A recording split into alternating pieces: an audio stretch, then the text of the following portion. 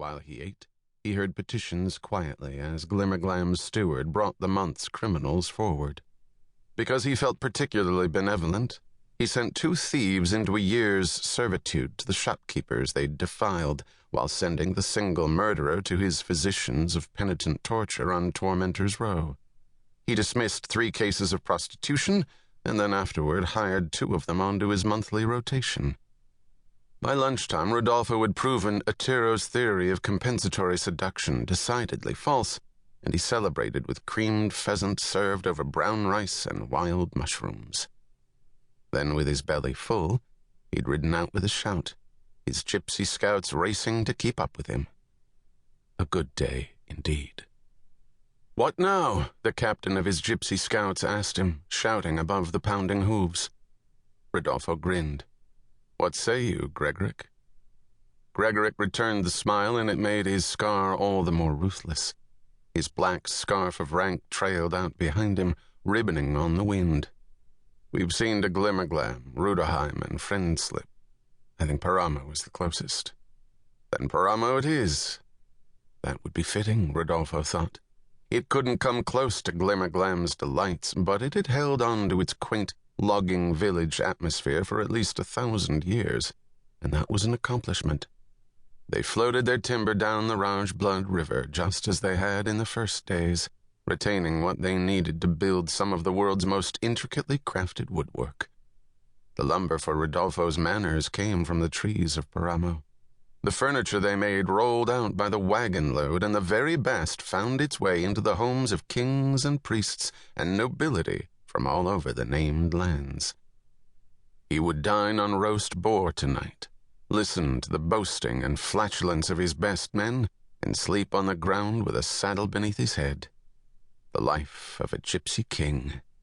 And tomorrow he'd sip chilled wine from the navel of a log camp dancer, listen to the frogs in the river shallows mingled with her sighs, and then sleep in the softest of beds on the summer balcony of his 3rd forest manor. Rudolfo smiled.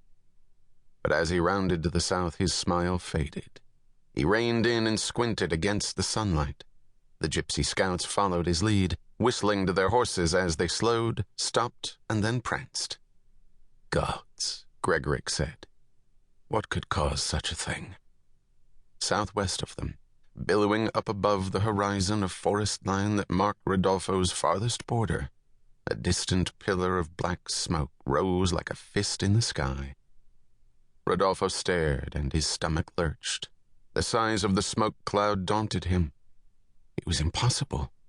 He blinked as his mind unlocked enough for him to do the math, quickly calculating the distance and direction based on the sun and the few stars strong enough to shine by day.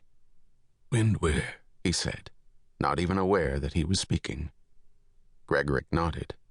"Aye, General, but what could do such a thing?" Rudolfo looked away from the cloud to study his captain.